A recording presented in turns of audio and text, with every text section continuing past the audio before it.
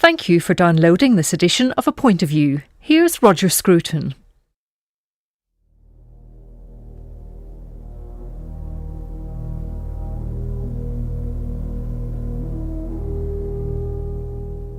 Thus begins The Ring of the Nibelung, Wagner's great cycle of operas exploring the origin of consciousness and the birth of the human world.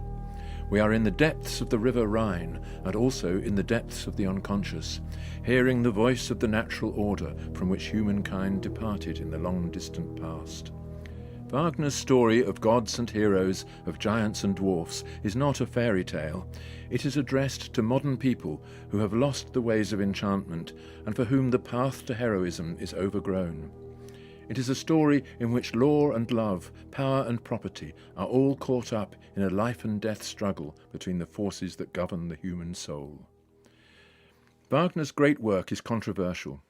Even today, when The Ring is so popular that the London performance by Opera North has been sold out in a day, the drama is often dismissed as romantic nonsense and the music as bombast. Part of the problem has been Wagner himself, whose hectic and domineering personality continues to make enemies long after his death. Nor do his anti-Semitic diatribes help his reputation. So embarrassed are the Germans by The Ring, indeed, that their producers regularly choose to satirize the most noble moments in the drama, while putting scare quotes around the rest. I have loved The Ring and learned from it for over 50 years, and for me it is quite simply the truth about our world, but the truth expressed in artistic form, by means of music of unquestionable authority and supreme melodic and harmonic power. It is also the nearest an artist has yet come to showing what religion means for those who have lost their faith in the ancestral gods.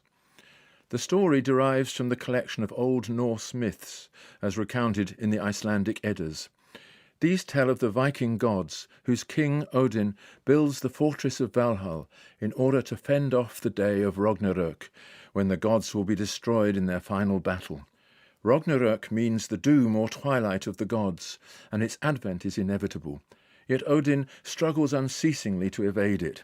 He therefore wanders on the face of the earth, seeking knowledge that might boost his bid for immortality. That story belongs to a religion that has vanished completely, as religions do, and the society reflected in it seems raw, merciless, and irrecoverably distant from our modern interests. Nevertheless, Wagner, in a stroke of sublime inspiration that has no parallel, took the surviving fragments and threaded them onto a narrative of his own. The result is a story of the gods for people who have no gods to believe in. Wagner began work on The Ring in 1848, the year before revolution broke out in Dresden, where he was court Kapellmeister.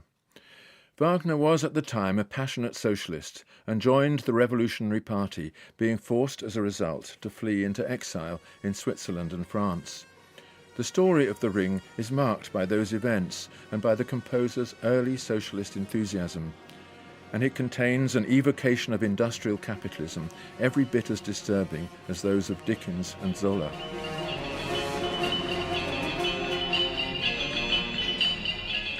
However, during the 20 years that it took to complete the work, Wagner ceased to believe in the possibility of a political solution to the conflicts of his time.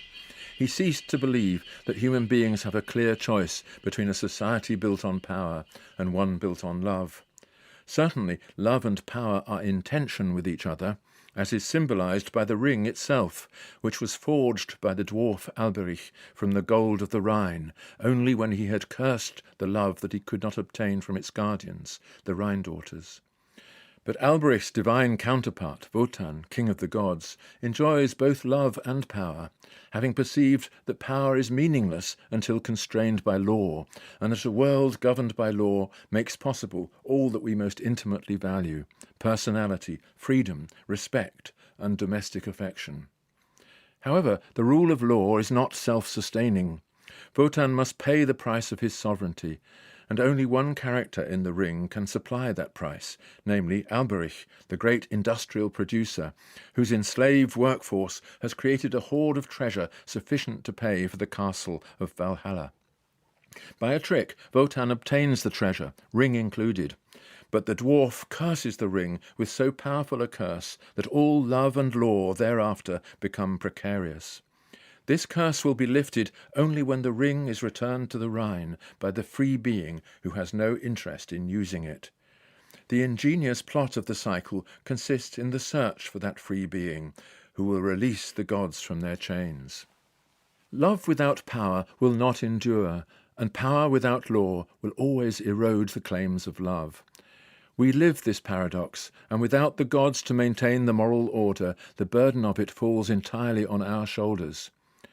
The ring shows how gods come into existence, conjured from our need for them. It also abounds in moments of religious awe. Brünnhilde's announcement to Siegmund of his impending death, Sieglinde's blessing of Brünnhilde, Siegfried's soliloquy in the forest, and Wotan's farewell to his Valkyrie daughter.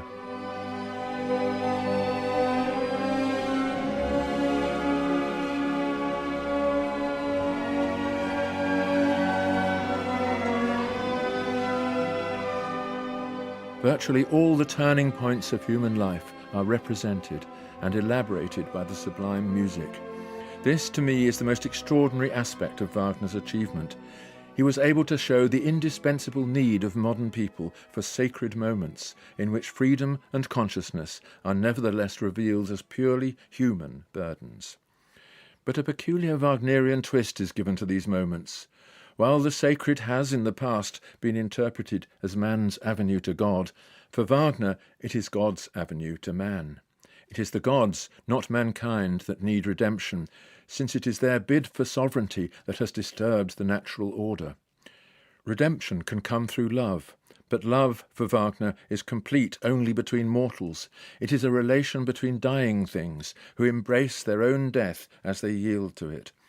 This Brünnhilde recognizes during her great dialogue with Siegmund, resolving in her heart, but as yet not fully conscious that this is what she is doing, to relinquish her immortality for the sake of a human love.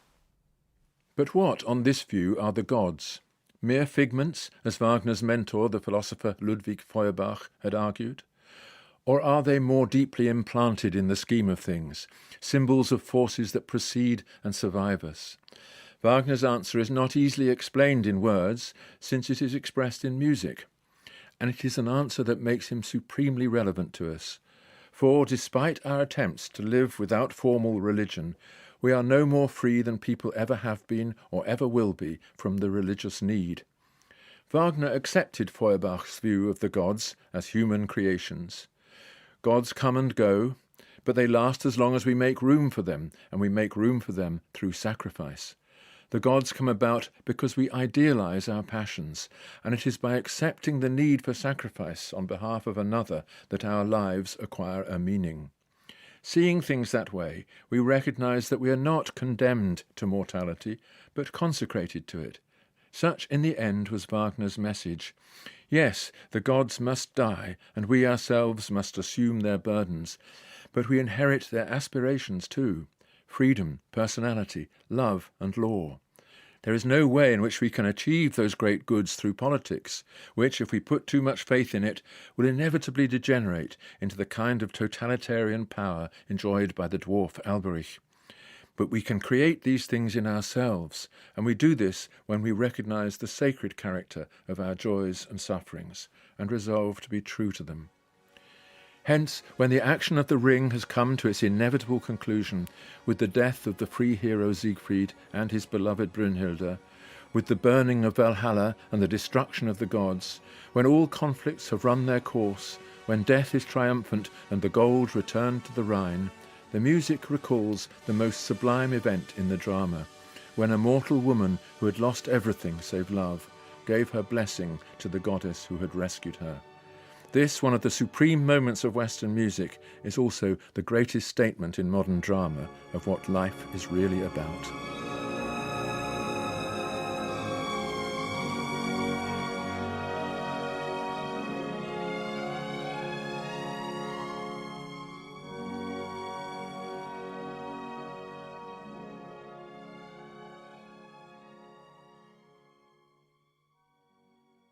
A Point of View was written and presented by Roger Scruton.